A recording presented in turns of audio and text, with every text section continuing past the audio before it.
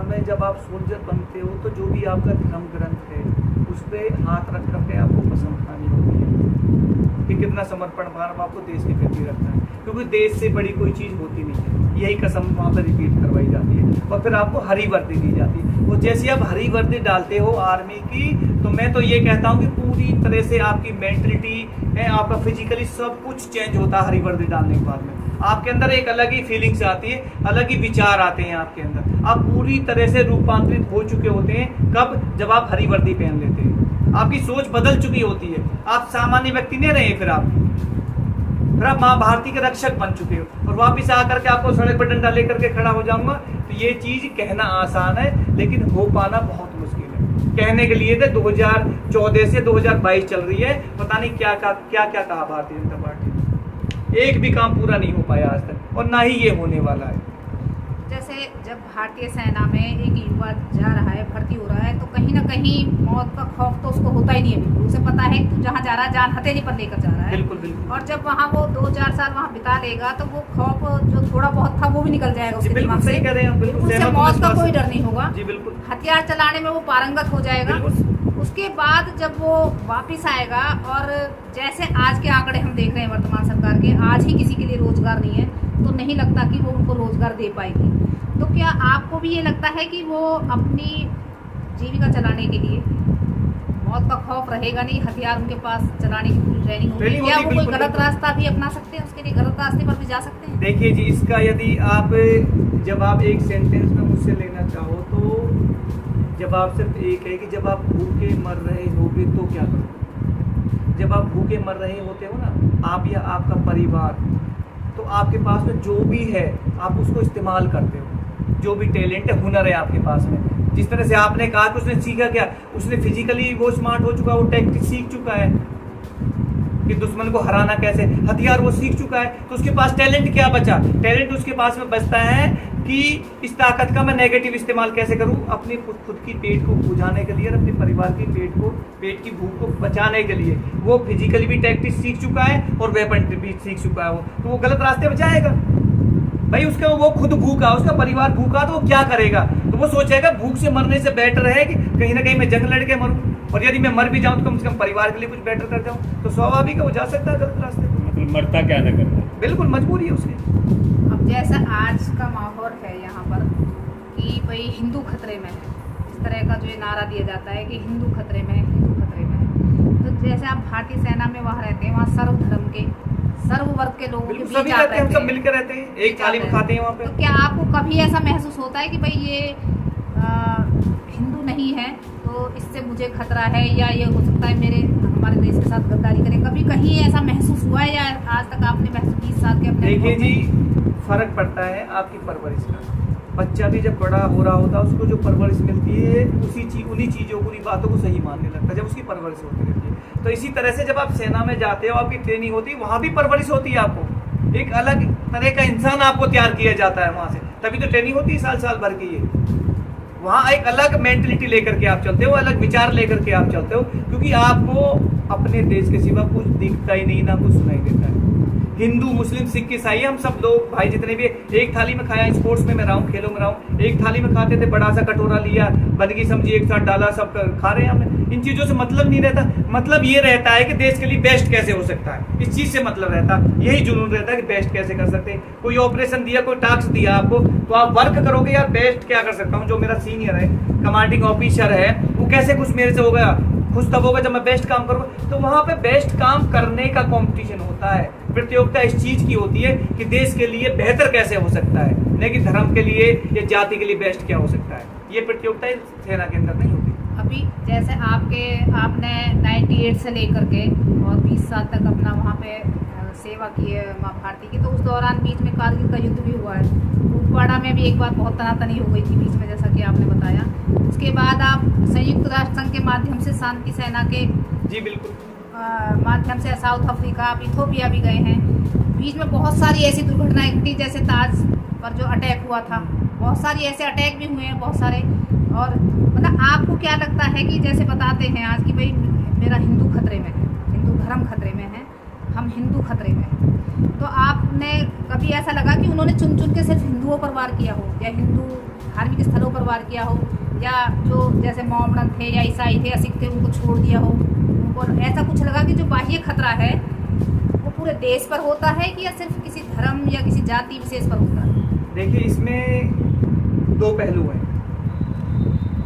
पहला पहलू ये है कि आपने अभी चाइना का केस भी सुना होगा कि जब देश का कोई भी अटैक होगा तो वो सिर्फ मतलब देश की जमीन को हड़पने का होता है कि दूसरे देश पे कब्जा कैसे किया जाए, उसकी जमीन को कैसे हड़पा जाए, अपनी सीमाओं को आगे कैसे बढ़ाया जाए। तो वहाँ सीमाओं के लिए युद्ध होता है, न कि व्यक्ति के लिए युद्ध है। वहाँ पे किसी जाति धर्म के लिए युद्ध नहीं है, वहाँ पे युद्ध होता है सीमाओं के लिए कि हम अपनी सीमाओं को कैसे बढ़ा सकते हैं, हम अतिक्रमण कैसे कर सकते हैं, ये चोटी है इसको हम अपने कंट्रोल में कैसे कर सकते हैं, इसके लिए बाह्य युद्ध होते हैं। बाकी जो आतंकवाद है उनकी जो ट्रेनिंग होती है, उनकी जो मेंटलिटी होती है, उनको किस तरह से तैयार किया जाता है, वो एक अलग इशू बनता है।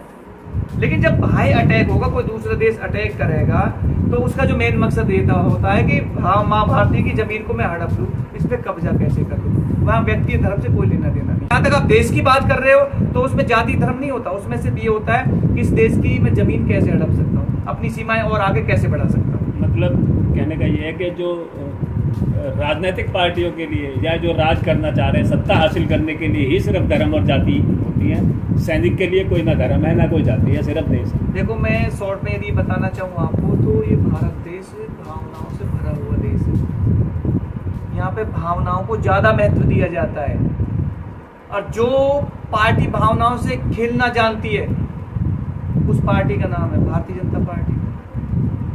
तो उन्हीं भावनाओं का फायदा उठा रही है भारतीय जनता पार्टी, बीजेपी। फूट डालो, राज करो। पहले अंग्रेज थे, उसके बाद भी ये लोग आ गए। शांति ये चाहते ही नहीं है। अब देश में बता दीजिए कहाँ शांति आज की तारीख में, मुझे बता दीजिए। जब भी जैसे कहीं देश शांत होता है तो कहीं ना कहीं ये धीरे से बोल डाल देते हैं, फिर गृह युद्ध शुरू हो जाता है। तो शांति तो ये चाहते नहीं कि शांति हो, क्योंकि इनको पता है कि ये एक भी काम ऐसा नहीं कर पाए तो जनता की भलाई के लिए हो। यदि देश शांत होगा तो फिर जनता इनसे सवाल पूछेगी, तो इनके पास जवाब नहीं है, तो इनकी कुर्सी खतरे में हो सकती है। तो दर्शकों, आपने देख लिया कमांडो अशोक जी ने बहुत ही बेबाकी से खुले शब्दों में बिल्कुल अपनी बातचीत रखी है। अभी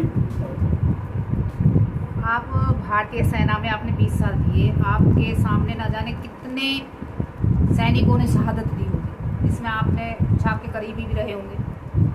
तो उनमें कितने ऐसे हैं कि उनकी शहादत के समय या उनके जब अंतिम संस्कार होता है उस समय बहुत से नेताएं आते हैं, घोषणाएं करके जाते हैं। तो क्या कभी आपने भी ऐसा सुना है कि मतलब वो घोषणाएं पूरी नहीं होती, या फिर जो उनका परिवार है उनके लिए जो एक रोजगार उनकी वीर वधू के लिए या उनके बच्चों के लिए? बहुत अच्छा सवाल है। तो उसमें आज भी ऐसा कितनी जगह से ऐसी वीडियोज आती रहती है, हमारे पास भी आती है कि वो दर की ठोकरें खाते रहते हैं। उनके लिए घोषणा हो जाती है, पेट्रोल पंप की हो जाती है, कहीं किसी के लिए उनके नाम पे भाई ये बनाया जाएगा, स्टेडियम बनाया जाएगा, वो लेकिन वो सब कागजों में रह जाता है या फिर घोषणाओं में रह जाता है। इसमें कितनी सच्चाई है? देखिए, जहाँ तक मैं सच्चाई की बात करूँ तो बड़े भावुक क्षण है जो मेरे याद आ गए।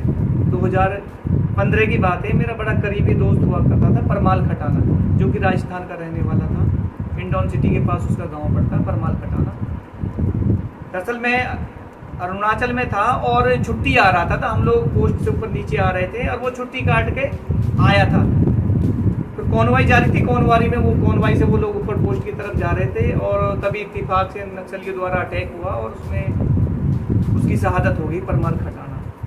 तो बड़े भावुक क्षण थे। फिर उनकी डेड बॉडी को लेकर के फिर हम लोग उसके घर गए, बड़ा गम का माहौल था वहाँ पे। बड़े बड़े नेता राजस्थान के पहुँचे वहाँ पे। हाँ, इतना जरूर है कि जो ग्रामीण क्षेत्र के जितने भी लोग थे वो जुड़ते हैं कहीं ना कहीं, क्योंकि लगता है कि यार हमारा ही बेटा गया, हमारे बीच में से ही गया है। तो काफ़ी लोग वहाँ पे जुड़े। कितने नेता आए वहाँ पे, घोषणा करके गए, मैं नाम नहीं लूँगा, ठीक नहीं नाम लेना है कैमरे के ऊपर।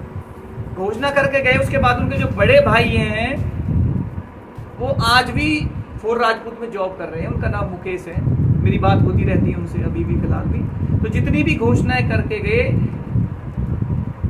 लगभग बात कर रहा हूँ मैं, जितनी भी घोषणा करी उनमें से एक भी घोषणा आज तक पूरी नहीं हुई। ये मेरा व्यक्तिगत अनुभव है जो मैं आपके साथ में शेयर कर रहा हूँ। परमाल खटाना जो नेता वहां पे बोल करके गए, उन्होंने अपना 1% उस काम में करने में भी नहीं लगाया। पूरा होना तो छोड़िए आप, ना ही मदद करी ना ही सपोर्ट करी, क्योंकि हम इतना पैसा दे कुछ भी नहीं मिल पाया। तो इस तरह के कितने केसेज है, मैं नहीं रखना चाहता कैमरे ऊपर, कितने केसेज है, नेतागण आते हैं जाते हैं बोलते हैं, पूरा नहीं होता। ये आप लोग भी जानते हो कि देश को, जनता को आए दिन नेता बेवकूफ बनाते रहते हैं। तो इनके लिए चाहे भारतीय सेना हो, इनके लिए चाहे कोई शहीद शहादत दे दे अपनी, चाहे इनके लिए पुलवामा जैसे 40-50 लोग ऐसी शहादत दे दे अपनी, तो ये लोग तो कहीं ना कहीं अपनी राजनीति से बाहर आते नहीं। इनका काम है सिर्फ राजनीति करना, जिसको शहीद होना वो शहीद हो जाए, देश गड्ढे में जाना चले जाए। इनको अपनी फैसिलिटी से मतलब है, इनकी सैलरी से मतलब है, इनको जो भत्ते मिल रहे हैं उनसे मतलब है अपनी खुद की जितनी भी इनको फैसिलिटीज मिलती है उनमें ये लोग 1% कमी नहीं करते। कमी करेंगे टैक्स को बढ़ा देंगे, लोगों को ऊपर बर्डन डाल देंगे। कमी का भी ये कहीं ना कहीं बहाना दे रहे कि हमारे पास इतने पैसे नहीं कि इस तरह से प्रॉपर हम भर्ती कर सकें, कि कहीं ना कहीं जो देश है वो थोड़ा सा माइनस में चल रहा, बजट नहीं, पता कितने बहाने लगाते हैं उठपटांग वाले। लेकिन आपने कभी सुना है, देखा है कि नेताओं के 1 रुपए की भी कटौती हुई है? एक अंतिम सवाल आपसे करना चाहूंगी कि जब आप भारतीय सेना से सेवानिवृत्त होकर के आ रहे थे, तो क्या वहाँ से आपको कोई ऐसा सर्टिफिकेट या लिखित में कोई ऐसा बॉन्ड मिलता है कि भाई आप यहाँ से भारतीय सेना में अपने 20 साल दे करके जा रहे हैं, आपने इतना यहाँ पर इतने मेडल, इतना बटालियन, रेजिमेंट, सबके लिए इतना नाम, देश का भी नाम किया क्योंकि आप विदेश भी गए हैं, तो क्या कोई बॉन्ड या कोई इस तरह का लिखित में कोई सर्टिफिकेट आपको मिला कि भाई आप जाएंगे तो आपको सिविल में ये यहाँ आपको प्रायोरिटी मिलेगी, या यहाँ इतनी वैकेंसी जी आपके लिए, आप जाइए वहाँ अप्लाई कीजिए? ऐसा कोई बॉन्ड, ऐसा कोई डॉक्यूमेंट, ऐसा कोई कागज भारतीय सेना में नहीं मिलता। जब आप पेंशन आता कुछ भी ऐसा नहीं मिलता। मतलब आपने 20 साल भारतीय सेना में दिए, रिटायर होकर घर आ गए, आपकी सरकार की तरफ से, सेना की तरफ से ऐसा कोई सर्टिफिकेट नहीं दिया जाता। सिर्फ इन्होंने हर जिले के अंदर एक सोल्जर बोर्ड बना रखा है जहां आप जाके अप्लाई कर सकते हो, कह सकते हो मुझे नौकरी चाहिए, और फिर वो वेटिंग लिस्टें जो रहती है वेटिंग में चलती रहती हैं। हर महीना 6 महीने साल भर में लोग पेंशन ऐसी आते रहते हैं, वो लिस्ट लंबी बढ़ती चली जाती है आपकी वेटिंग में, मिलना मिलाना कुछ होता नहीं है आपको। तो ऐसी कोई योजनाएं, ऐसी कोई पॉलिसीज होती ही नहीं है। और अग्निवीर दर्शन में लास्ट में सिर्फ यही कहना चाहूँगा कि ये देश की सुरक्षा के साथ में धोखा है, ये नौजवानों के भविष्य के साथ में खिलवाड़ कर रही है भारतीय जनता पार्टी। और इस दौड़ में कहीं ना कहीं जो सेना के अधिकारी हैं, जिनके ऊपर जिम्मेवारी है, जो सेना का पक्ष रख रहे हैं, उनके पक्ष में जो खड़े सेना के अधिकारी, वो भी दोषी हैं इस योजना को लाने के लिए। तो उन अधिकारियों से भी मेरा कहना है, उन चैनल वालों से भी मेरा कहना है, भारतीय जनता पार्टी से भी मेरा यही कहना है कि इस तरह की योजनाएं मत लाओ जो कहीं ना कहीं हमारे नौजवानों के भविष्य को अंधेरे में धकेल दे, हमारी सुरक्षा के लिए बहुत बड़ा खतरा पैदा हो जाए। क्योंकि जिसके पास अनुभव नहीं होगा वो सेना में बॉर्डर पे लड़ ही नहीं सकता, वो सरेंडर कर देगा।